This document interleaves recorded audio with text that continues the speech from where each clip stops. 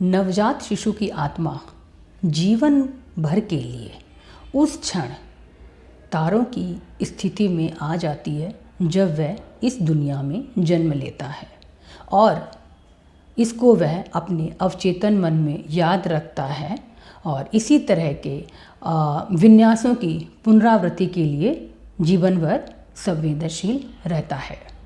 Johannes Kepler. हम एक निश्चित समय अवधि में जन्म लेते हैं। एक निश्चित समय होता है, एक अवधि होती है, एक टाइम होता है। जिस तरह से वाइन के एक वर्ष होते हैं, पुराने वर्ष होते हैं, उसी तरह जिस वर्ष हम जन्म लेते हैं, जिस समय हम जन्म लेते हैं, जिस स्थान पे हम जन्म लेते हैं, जिस मौसम में हम जन्म लेते हैं, उसके गुण हमारे अंदर मौजूद रहते हैं और ज्योतिष शास्त्र इससे अलग कोई भी बयान नहीं देता। काल जन्म। मैं ज्योतिष में बहुत विश्वास रखता हूँ, मैं एलियंस में बहुत विश्वास रखता हूँ, मैं तारों को देखता हूँ, मैं आकाश को देखता हूँ और उसके बाद मुझे महसूस होता है कि हम में न जाने कितने ऐसे व्यक्ति हैं जो ये सोचते हैं कि जो हमने बोल दिया वही सत्य है। वह कितने अहंकारी व्यक्ति हैं और ये करते करते करते करते वह अपनी सारी ज़िंदगी निकाल देते हैं। कैरी पैटी। आप करोड़पति तो बन सकते हैं, लेकिन आपको अरबपति बनने के लिए एक ज्योतिषी के पास जाना ही होता है। JP Morgan. मैं आज ये बातें आपको इसलिए बता रही हूँ क्योंकि हमारे यहाँ बहुत सारे जो व्यक्ति हैं वह इसी विषय पे चर्चा करते हैं कि ये जो ज्योतिष शास्त्र है वह बाहर के देशों में तो अपनाया ही नहीं जाता। मैं आपको बता दूँ, USA, UK, Canada, Johannesburg, California आदि ऐसे बहुत ही बड़े बड़े देश हैं जहाँ पे इस ज्योतिष शास्त्र की शिक्षा दी जाती है। मैं आपको बताऊं कि यूएस में केपलर कॉलेज है, उसमें ज्योतिष की उच्च शिक्षा प्रदान की जाती है। और यूरोप के बहुत ही और देश हैं, जैसे सिंगापुर हो गया, बाकी और भी कंट्रीज़ हो गई हैं जिस में इस तरह की ज्योतिष विद्या पढ़ाई जाती है। तो केपलर जो कॉलेज है उसमें क्या करते हैं कि स्टूडेंट्स के जो कोर्स होते हैं उसको अलग अलग भागों में डिवाइड कर देते हैं।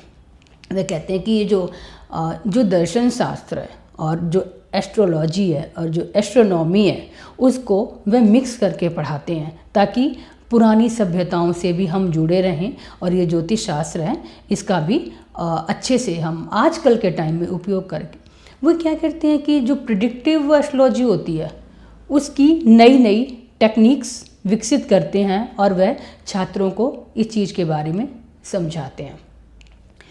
कई लोग कहते हैं कि हमारे यहाँ पे रेमेडीज़ होती हैं, मतलब पश्चिमी देशों में रेमेडीज़ नहीं होती हैं।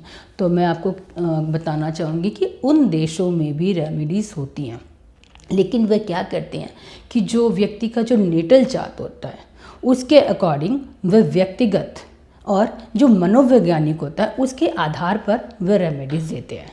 वह इसमें एफर्मेशन, उसके बाद हमारा जो मेडिटेशन और उसके बाद जो हीलिंग है, इन के पार्ट्स के आधार पर वह इंसान को रेमेडीज़ देते हैं जो बहुत ही ज़्यादा उपयोगी हो सकती हैं। लेकिन वह crystal healing, reiki, colour therapy और स्टोन्स में भी बहुत ज़्यादा विश्वास रखते हैं।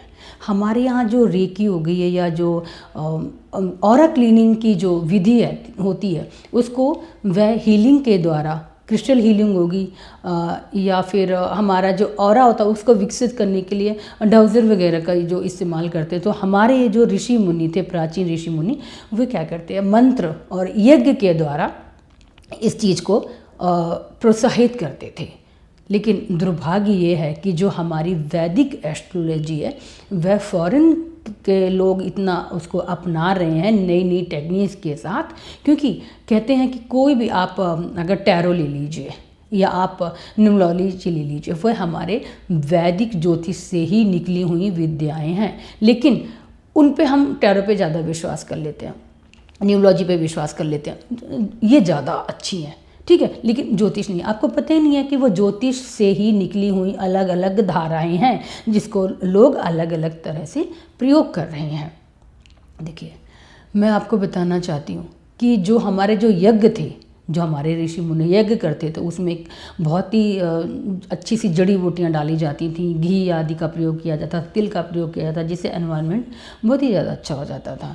तो आजकल वो लोग एरोमा थेरेपी के अंतर्गत इस चीज़ को ले रहे हैं।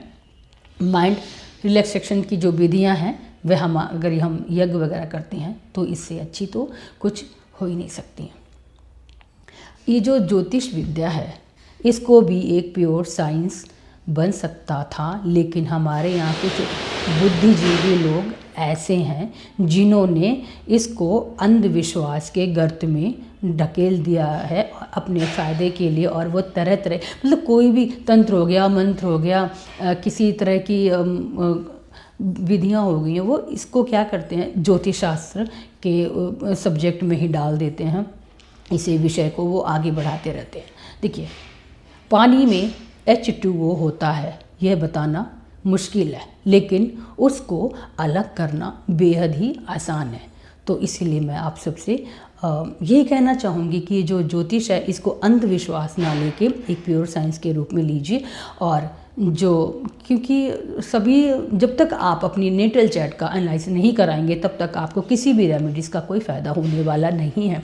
और ज्योतिष शास्त्र है, एक प्योर साइंस है, हमारे ऋषियों की देन है, तो प्लीज़ इसे अपवित्र मत कीजिए। मेरा सब लोगों से यही अनुरोध है।